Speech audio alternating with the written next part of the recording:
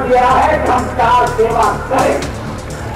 जिस स्थान पर श्री राम का जन्म हुआ वहां पर तो हिंदुस्तान का हिंदू चाहता है कि एक भव्य मंदिर बने। एनआईसी की मीटिंग में मैं स्पष्ट किया था कि गोली नहीं चलाऊंगा, गोली नहीं चलाऊंगा, गोली नहीं चलाऊंगा। प्रभु राम की खातिर आंख बंद करके सिर्फ और सिर्फ भारत की न्याय प्रणाली के प्रति श्रद्धा रखें।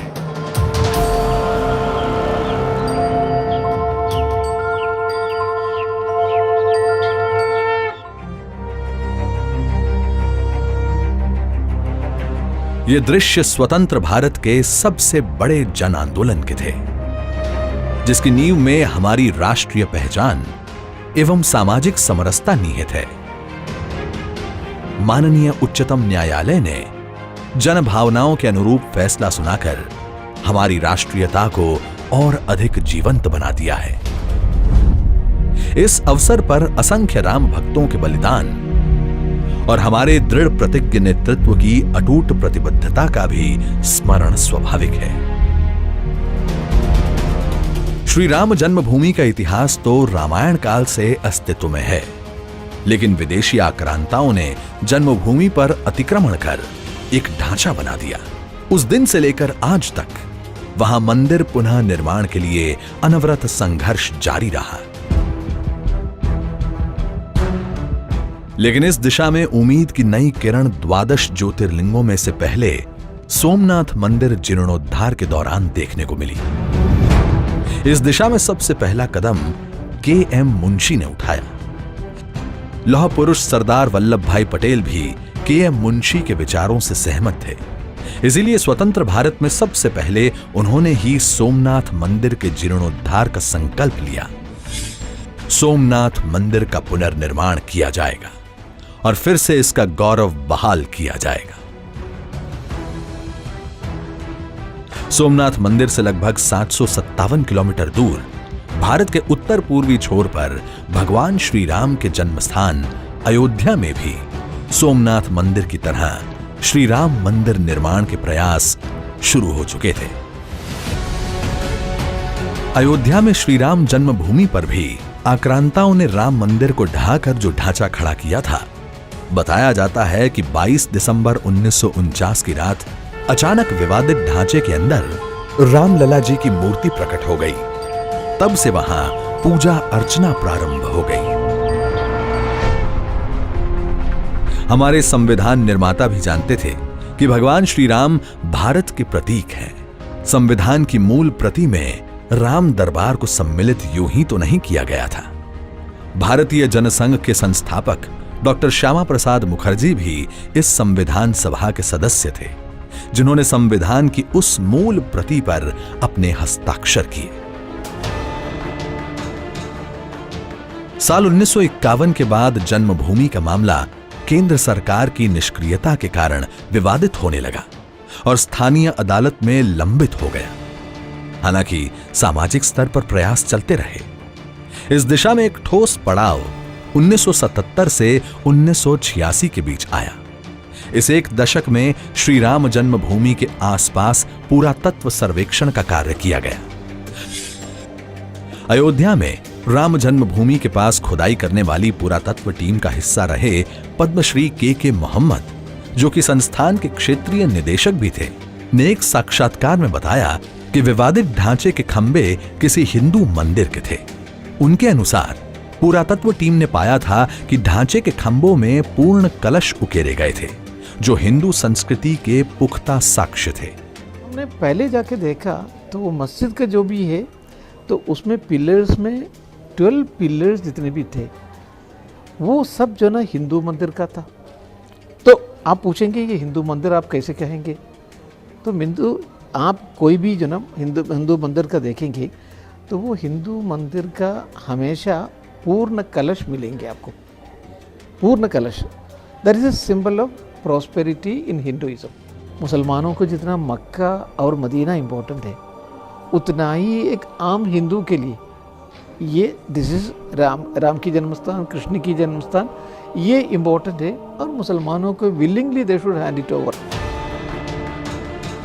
इसके बाद राम मंदिर आंदोलन के दौरान विवादित ढांचे के स्थान से विष्णु हरि शिलापट्ट भी मिला था, जिससे यह स्पष्ट था कि विवादित ढांचे के नीचे मंदिर था।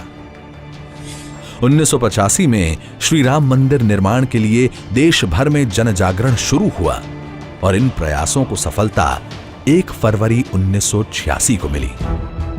फैजाबाद के जिला न्यायालय ने ताला खुलवा दिया। राम मंदिर आंदोलन रफ्तार पकड़ रहा था। भाजपा ने देश की संस्कृति, सम्मान और आस्था के हित का नेतृत्व किया और पहली बार एक ऐसा कदम उठाया जिसके बारे में कोई राजनीतिक दल सोचता भी नहीं था। 1989 के लोकसभा चुनाव में भारतीय जनता पार्टी ने अपने घोषणा पत्र की प्रस्तावना में संकल्प रखा कि सोमनाथ मंदिर की तर्ज पर राम मंदिर का निर्माण होना चाहिए। भारतीय जनता पार्टी ने अपने अधिवेशनों, कार्यकारिणी बैठकों व दस्तावेजों में स्पष्ट किया, मर्यादा पुरुषोत्तम श्री राम भारत के प्रतीक पुरुष, राष्ट्र पुरुष हैं। शासन की राम राज्य सी परिकल्पना के केंद्र में श्री राम ही हैं। 9 से 11 जून 1989 पालमपुर, हिमाचल प्रदेश में भारतीय जनता पार्टी की राष्ट्रीय कार्यकारिणी श्री अटल बिहारी वाजपेयी की अध्यक्षता में बुलाई गई। इस बैठक में श्री राम मंदिर निर्माण पर एक प्रस्ताव पारित किया गया। 30 सितंबर 1989 देश भर में रामशिलाओं के पूजन की योजना बनाई गई। इस दिन 3 लाख से अधिक गांवों में रामशिलाओं का पूजन कर अयोध्या भेजा गया। इसमें देश भर से 11 करोड़ से अधिक लोग शामिल हुए। 13 अक्टूबर 1989 तत्कालीन गृह मंत्री बूटा सिंह ने लोकसभा में शिलान्यास के विरुद्ध एक प्रस्ताव पेश किया, जिसे अधिकतर गैर भाजपा दलों ने स्वीकार कर लिया। 2 नवंबर 1989 सर्वसम्मति से भगवान के विग्रह से 129 फीट पूर्व दिशा में और वहां से दक्षिण दिशा में 17.5 फीट पर शिलान्यास का स्थान निश्चित हुआ। वहां 8 फीट का चतुर्भुज बनाकर ध्वज फहरा दिया गया। तय कार्यक्रम के अनुसार 9 नवंबर को महंत अवैद्यनाथ, वामदेव जी महाराज और महंत रामचंद्र परमहंस द्वारा लाखों राम भक्तों के बीच भूमि का उत्खनन किया गया। अगले दिन 10 नवंबर को बिहार के हरिजन बंधु श्री कामेश्वर चौपाल जी द्वारा भारत एवं विश्व के लगभग 450 से अधिक प्रेस प्रतिनिधियों के बीच पहली शिला वहां रखी गई। 24 जून 1990 हरिद्वार में साधु संतों की बैठक में कार सेवा समिति बनाई गई और निर्णय किया गया कि 30 अक्टूबर 1990 को श्री राम मंदिर के निर्माण के लिए कार सेवा शुरू की जाएगी। भाजपा ने इस आंदोलन को पूरा समर्थन दे दिया था। श्री लाल कृष्ण आडवाणी ने 28 जून 1990 को 5 जन्य को दिए एक साक्षात्कार में कहा था, श्री राम मंदिर निर्माण के लिए इस आंदोलन को भारतीय जनता पार्टी पूरी तरह समर्थन देती है। अगर वीपी सरकार ने इसे रोकने की कोशिश की तो ये देश के सबसे बड़े आंदोलन का रूप भी ले सकता है। 25 सितंबर 1990 भारतीय जनसंघ के संस्थापक सदस्य, पूर्व अध्यक्ष और एकात्म मानव दर्शन के प्रणेता दीनदयाल उपाध्याय की जयंती को पार्टी अध्यक्ष श्री लाल कृष्ण आडवाणी ने राम रथ यात्रा शुरू की। श्री राम जन्मभूमि पर भव्य मंदिर निर्माण व देश में एक मत बनाने के उद्देश्य से सोमनाथ से अयोध्या तक की 10,000 किलोमीटर की राम रथ यात्रा का मार्ग गुजरात, महाराष्ट्र, आंध्र प्रदेश, मध्य प्रदेश, राजस्थान, हरियाणा, दिल्ली और बिहार से होते हुए 30 अक्टूबर को अयोध्या तक निश्चित किया गया। इस अवसर में पार्टी की उपाध्यक्ष श्रीमती विजया राजे सिंधिया और प्रधानमंत्री श्री नरेंद्र मोदी भी थे। आडवाणी जी ने यात्रा के शुभारंभ पर कहा, राम और रामायण किसी धर्म विशेष के नहीं बल्कि समूची भारतीय संस्कृति के प्रतीक हैं। Ram and Ramayana are precious, invaluable parts of Indian national culture. Ram मंदिर का विरोध भारत का सच्चा मुसलमान नहीं कर रहा, बल्कि वे कुछ लोग कर रहे हैं जो अपनी राजनीतिक महत्वाकांक्षा को पूरा करने के लिए धर्म का भी इस्तेमाल करने में महारत हासिल कर चुके हैं। किसी अभियान के लिए, किसी आंदोलन के लिए, किसी कार्यक्रम के लिए इतना व्यापक जन समर्थन नहीं देखा जितना मैंने इस रथ यात्रा के लिए और अयोध्या में राम जन्म मंदिर बनाने के लिए। पूरे देश से इस यात्रा को व्यापक जन समर्थन मिल रहा था। व्यापक जन समर्थन के साथ ये यात्रा 13 अक्टूबर को दिल्ली पहुंची। पार्टी अध्यक्ष लाल कृष्ण आडवाणी ने स्पष्ट कहा कि ये हिंदू मुसलमान का विवाद नहीं बल्कि एक राष्ट्रीय मसला है। वहीं दूसरी ओर सरकार से वार्ताओं का सिलसिला चल रहा था और इसमें अग्रणी भूमिका अटल बिहारी वाजपेयी निभा रहे थे। लेकिन केंद्र सरकार ने यात्रा के विरुद्ध नकारात्मक रवैया अपनाया हुआ था और 23 अक्टूबर को बिहार के समस्तीपुर से खबर आई कि आडवाणी जी को गिरफ्तार कर लिया गया है। भाजपा ने केंद्र सरकार से अपना समर्थन वापस ले लिया और देश भर से कार सेवा के लिए सत्याग्रह शुरू हो गया। देश में फिर से अघोषित आपातकाल लागू कर भाजपा नेताओं को गिरफ्तार किया जाने लगा। लेकिन इसके बाद भी अटल जी के नेतृत्व में यात्रा जारी रही। देश भर से लाखों कार सेवक अयोध्या की तरफ बढ़ रहे थे। अयोध्या पहुंचने से पहले ही अटल जी को भी गिरफ्तार कर लिया गया। मैं तो शांतिपूर्ण ढंग से अयोध्या जाना चाहता हूं, लेकिन सरकार ने रोक दिया। 30 अक्टूबर से 2 नवंबर 1990।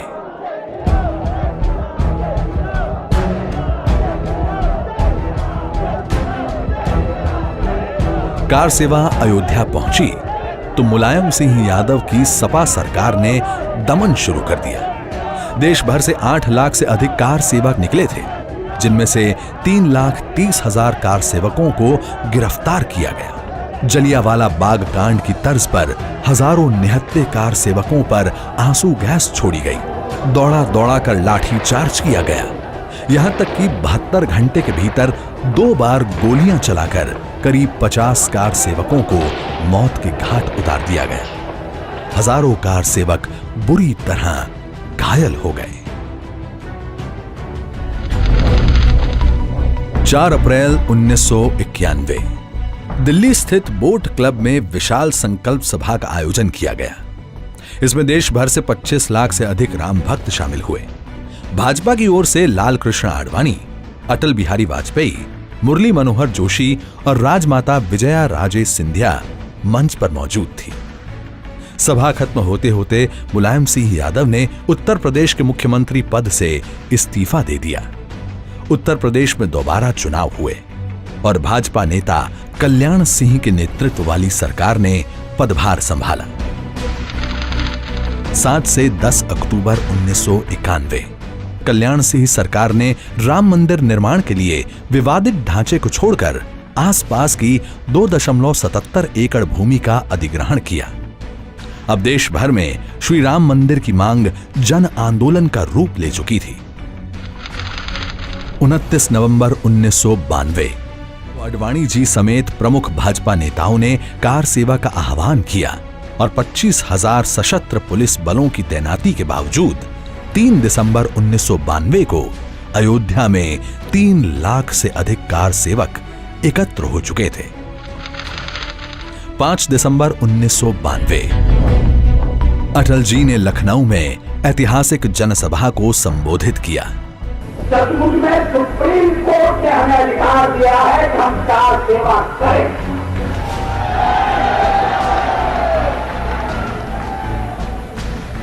रोकने का तो सवाल ही नहीं। कल कार सेवा करके अयोध्या में सर्वोच्च न्यायालय के किसी निर्णय की अवहेलना नहीं होगी। कार सेवा करके सर्वोच्च न्यायालय के निर्णय का सम्मान किया जाएगा, पराक्रम किया जाएगा। 6 दिसंबर 1992 विवादित ढांचे को न्यायालय व राजनीतिक नेताओं से क्षुब्ध कार सेवकों द्वारा ढा दिया गया।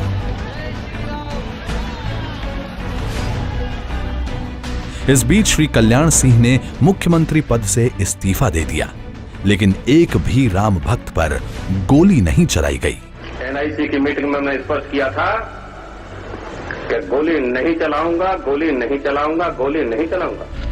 21 दिसंबर 1992 लोकसभा में नरसिम्हा राव सरकार के विरुद्ध अविश्वास पर चर्चा के दौरान अटल जी ने कहा था, आप प्रतिबंध लगाएंगे तो हम लोगों के पास जाएंगे और आज जितनी संख्या है उससे हम ज्यादा चुन कर आएंगे, आप याद रखिए। अप्रैल 1993 विभिन्न घटनाक्रमों की पृष्ठभूमि में अब श्री राम मंदिर पर एक समावेशी दस्तावेज की आवश्यकता थी। इसलिए भाजपा ने अयोध्या व श्री राम मंदिर आंदोलन पर एक श्वेत पत्र प्रकाशित किया और श्री राम को एकात्म व एकता की प्रतिमूर्त के रूप में वर्णित करते हुए प्रस्तावना में सरकार के शासन को राम राज्य के जैसा होने की प्रतिबद्धता स्पष्ट की। 1996 में हुए लोकसभा चुनाव में भाजपा ने अपने घोषणा पत्र में फिर से श्री राम जन्मभूमि पर मंदिर निर्माण की अपनी प्रतिबद्धता को दोहराया। 1998 में हुए चुनावों में भाजपा सबसे बड़ी पार्टी के रूप में उभरी। इस दौरान इलाहाबाद उच्च न्यायालय में राम मंदिर का मामला चल रहा था। 11 मार्च 2002 में अटल जी ने संसद में श्री राम जन्मभूमि पर बोलते हुए कहा, यहाँ के विवाद को हल करने के दो ही तरीके हैं। एक, आपस की बातचीत से विवाद हल किया जाए, कोई रास्ता निकाला जाए, और अगर इसमें सफलता नहीं मिलती तो फिर अदालत से कहा जाए कि वो इसमें जल्दी सुनवाई करें। इलाहाबाद उच्च न्यायालय की लखनऊ बेंच में इस मामले की सुनवाई शुरू हुई और सभी पक्षों को सुना गया। न्यायालय के आदेश पर 2003 में विवादित ढांचे के पास दोबारा पुरातत्व जांच हुई। इसमें मिले अवशेषों से यह स्पष्ट हुआ कि विवादित ढांचे के निर्माण से बहुत पहले वहां हिंदू संस्कृति का मंदिर मौजूद था। मंदिर होने के वहां एक नहीं 3 स्तर पर 3 मंदिर होने के स्पष्ट प्रमाण मिले। ये पूरा स्थल धार्मिक ही स्थल था शुरू से लेकर आखिरी तक, इसके स्पष्ट प्रमाण हैं। करीब 7 साल बाद सितंबर 2010 में इलाहाबाद उच्च न्यायालय की लखनऊ बेंच ने राम जन्मभूमि पर फैसला तो दिया, लेकिन ये जन आकांक्षा के अनुकूल नहीं था। विवादित स्थल के 3 हिस्से तीनों पक्षकारों को दे दिए। एक हिस्सा श्री राम जन्मभूमि न्यास को, एक हिस्सा निर्मोही अखाड़े को और एक हिस्सा मुस्लिम पक्षों को देने का फैसला सुनाया था। निर्णय से असंतुष्ट सभी पक्ष उच्चतम न्यायालय चले गए, जहां 9 मई 2011 को उच्चतम न्यायालय ने सुनवाई के बाद इलाहाबाद उच्च न्यायालय के भूमि को 3 हिस्सों में बांटने के निर्णय पर रोक लगाते हुए यथापूर्व स्थिति की व्यवस्था दे दी। भारतीय जनता पार्टी ने न्यायालय के माध्यम से न्याय प्राप्त करने का समर्थन किया। आपसी बातचीत और सुलह के माध्यम से भी श्री राम जन्मभूमि पर भव्य मंदिर का निर्माण हो सके, इसके प्रयास किए जाते रहे। 2004 और 2009 के दृष्टि पत्र के बाद 2014 के चुनावी घोषणा पत्र में भी भाजपा ने श्री राम मंदिर निर्माण की प्रतिबद्धता दोहराई। साल 2014 भारतीय राजनीति का एक महत्वपूर्ण कालखंड शुरू हुआ। पूर्ण बहुमत के साथ भाजपा सत्ता में आई और श्री नरेंद्र मोदी प्रधानमंत्री बने। उसके बाद उच्चतम न्यायालय में मामले की सुनवाई में तेजी आए, इसके लिए भी ठोस प्रयास शुरू हुए। 15 साल बाद उत्तर प्रदेश में भाजपा सरकार बनने के बाद अगस्त 2017 में सरकार के आग्रह पर उच्चतम न्यायालय ने मामले पर ध्यान देना शुरू किया। न्यायालय ने कहा कि मामले से संबंधित हिंदी, संस्कृत, फारसी, उर्दू व फ्रेंच भाषाओं के दस्तावेजों का अंग्रेजी में अनुवाद होना आवश्यक है। उत्तर प्रदेश सरकार ने मात्र 4 महीने में लगभग 14,000 पृष्ठों का अंग्रेजी में अनुवाद करके दे दिया। इसके बाद उच्चतम न्यायालय ने फैसला किया कि 3 न्यायाधीशों की पीठ 29 अक्टूबर 2018 से अयोध्या मामले में दैनिक आधार पर सुनवाई शुरू करेगी। न्यायालय ने यह भी कहा कि मस्जिद इस्लाम का अभिन्न हिस्सा नहीं है। इस बीच भाजपा श्री राम जन्मभूमि विवाद के जल्द समाधान की अपनी प्रतिबद्धता जाहिर करती रही। भारतीय जनता पार्टी चाहती है कि उसी स्थान पर जल्द से जल्द भव्य राम मंदिर का निर्माण हो, उसमें कोई दुविधा नहीं। 29 जनवरी 2019 को केंद्र सरकार ने उच्चतम न्यायालय का रुख करते हुए विवादित स्थल के आसपास की 67 एकड़ अधिग्रहित जमीन को मूल मालिकों को लौटाने की अनुमति मांगी। मामले में मध्यस्थता के लिए 8 मार्च 2019 को उच्चतम न्यायालय ने पूर्व न्यायाधीश FMI कलीफुल्ला की अध्यक्षता में एक मध्यस्थता पैनल बनाया। 6 अगस्त 2019 को उच्चतम न्यायालय ने एक बार फिर निर्णय लिया कि 40 दिन तक नियमित सुनवाई करके फैसला सुनाया जाएगा और 16 अक्टूबर 2019 को सभी पक्षों की बातें सुनने के बाद मुख्य न्यायाधीश रंजन गोगोई ने सुनवाई खत्म की। सुप्रीम कोर्ट के फैसले का आधार कुछ ऐसे बिंदु बने जिनसे हिंदू पक्ष की मान्यता को और मजबूती मिली। ऐसे कोई प्रमाण नहीं थे जिससे स्पष्ट हो सके कि सन 1528 में विवादित ढांचे के निर्माण के बाद से 1856-57 यानी कि 300 साल से ज्यादा समय तक वहां नमाज होती थी। इस तथ्य को वक्फ बोर्ड के वकील ने भी स्वीकार किया था। हिंदू पक्ष के पास विवादित ढांचे के बाहरी हिस्से का अधिकार था जिसमें राम चबूतरा और सीता रसोई थी। वहां से जो पूजन होता था उसकी दिशा गर्भगृह की दिशा में रहती थी। विवादित ढांचे के मौद्जिन ने 1858 में दाखिल एक शिकायत में माना था कि गर्भगृह में राम जन्मस्थान का प्रतीक सैकड़ों वर्षों से था और हिंदुओं द्वारा पूजा नियमित रूप से की जाती थी।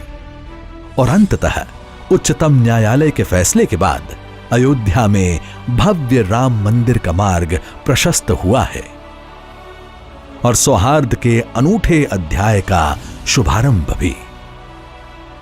सर्वोच्च अदालत का यह फैसला हमारे लिए एक नया सवेरा लेकर के आया है। इस विवाद का भले ही कई पीढ़ियों पर असर पड़ा हो, लेकिन इस फैसले के बाद हमें यह संकल्प करना होगा कि अब नई पीढ़ी नए सिरे से न्यू इंडिया के निर्माण में जुटेगी। आइए एक नई शुरुआत करते हैं। भारतीय जनता पार्टी लोकतांत्रिक मूल्यों के प्रति सच्ची श्रद्धा रखती है। शांति, सौहार्द और आपसी समन्वय के साथ श्री राम जन्मभूमि का समाधान हो, ऐसा हमारा विश्वास रहा है। हम भी चाहते थे कि फैसला अदालत करे, संवैधानिक रूप से इस विवाद का रास्ता निकले। और देखिए श्री राम जी, सुप्रीम कोर्ट ने निर्णय कर दिया और सुप्रीम कोर्ट के निर्णय से भव्य राम मंदिर बनने का रास्ता खोल दिया। आपने फिर से मोदी जी की सरकार बनाई, समयबद्ध तरीके से सुप्रीम कोर्ट ने राम जन्मभूमि का फैसला कर दिया। अब भव्य राम मंदिर वहां बनेगा, इस बात को हमको समझना चाहिए। उच्चतम न्यायालय का फैसला राष्ट्रीयता के प्रतीकों के प्रति सम्मान और हमारी संस्कृति के संरक्षण एवं संवर्धन का बोध कराता है।